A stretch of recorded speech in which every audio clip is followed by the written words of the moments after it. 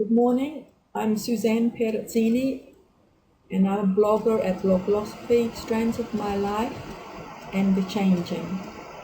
Today I'm going to take you on a little journey around Google Analytics so you can analyze where your bounce rate comes into play, and I'll tell you where to aim your efforts in improving it.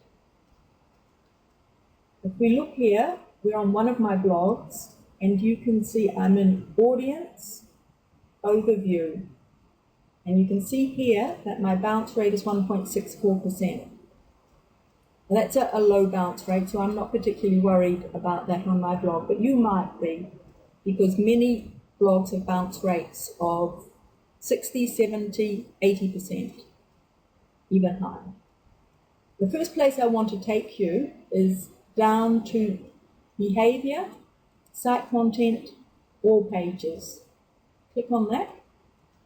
And here you can see the top 10 pages that people are investigating. They're landing on it through a search or however they're landing there.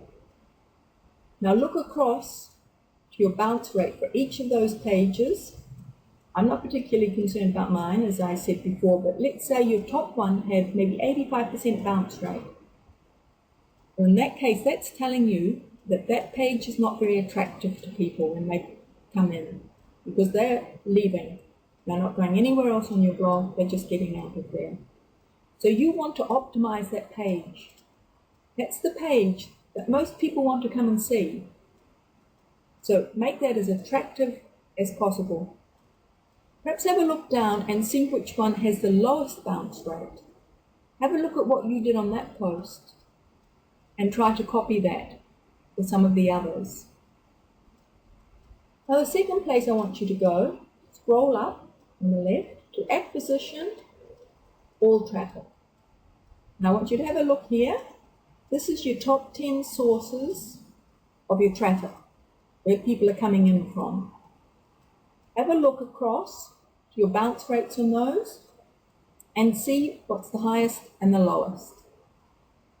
The one with the highest bounce rate is probably not worth you putting much effort into, because you're not the right blog for that sort of traffic.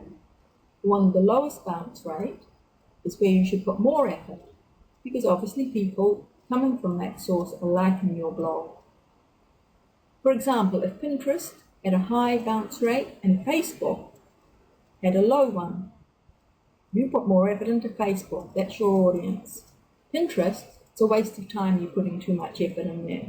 Still flick some things their way, but don't spend an hour a day on it, because that's not your audience. They're coming in and leaving.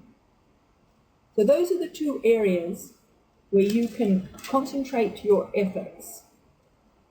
Until the next time, goodbye.